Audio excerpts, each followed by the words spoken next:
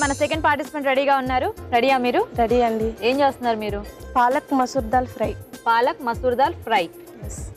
Okay, మరి palak masoor dal fry కి కావాల్సిన పదార్థాలు ఏంటో ఇప్పుడు చూద్దాం. పాలక్ మసూర్ దాల్ ఫ్రై కి కావాల్సిన పదార్థాలు: నానబెట్టిన ఎర్ర కందిపప్పు 1 కప్పు, తరిగిన పాలకూర 1 కప్పు, కరివేపాకు 2 రెమ్మలు, పోపు దినుసులు 1 టేబుల్ స్పూను, తరిగిన ఉల్లిపాయ 1, ఉప్పు తగినంత, నూనె 2 టేబుల్ స్పూన్లు, నెయ్యి 1 టీ స్పూను, పసుపు చిటికెడు, వెల్లుల్లి రెబ్బలు 5, తరిగిన పచ్చిమిరపకాయలు 4, ఎండు మిరపకాయలు 3.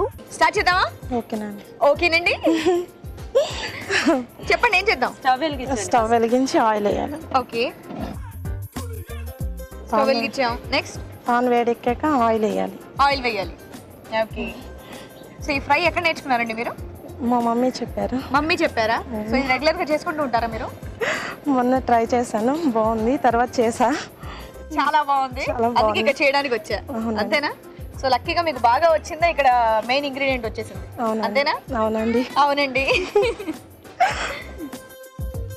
First oil. ఇప్పుడు పోపు దినుసులు వేసుకోవాలి. పోపు దినుసులు. అవునండి. ఏం వేస్తున్నారు? ఇది శనగపప్పు, మినప్పప్పు, జీలకర్ర, ఆవాలు,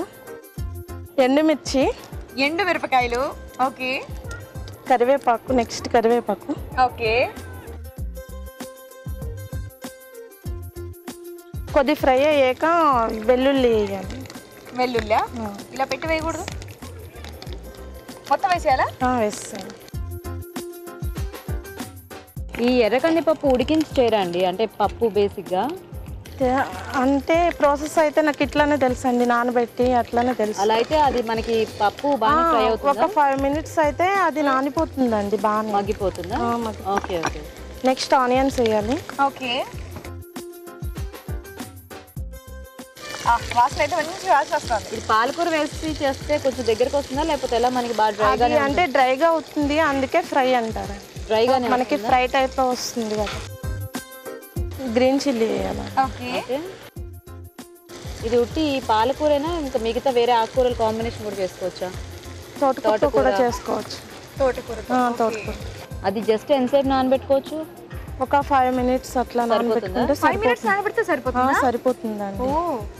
ఫాస్ట్ గానే నానబెట్టుకుంటుంది. నెక్స్ట్ కందిపప్పు వేసుకోవాలి. ఓకే, బేసిక్ మనకి ఏ పప్పులు చేస్తున్నా ఇలా ఫ్రై చేసినా కూడా ముందు కొంచెం ఉడికించుకుంటాం కదా. అవునా? ఎర్రకందిపప్పు ఎందుకు ఉడికించరు మరి?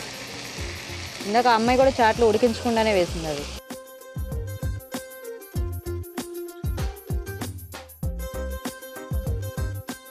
సాల్ట్, కొద్ది పసుపు వేసుకుంటే మగ్గిపోతుంది.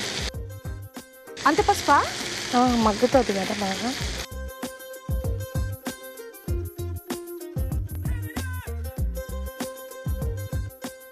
న్యూలీ మ్యారీడా?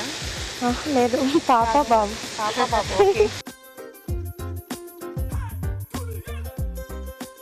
అది మూత పెట్టి మగ్గిస్తే మనకి దగ్గరికి అయిపోతుంది కదండి కూరలాగా. దగ్గరికి అయిపోదండి. అవుదా? అయిపోయినట్టేనండి. ఇంకా అది అయిపోయినట్టేనండి. ఆఫ్ చేసేయచ్చా? ఆఫ్ చేసేసి.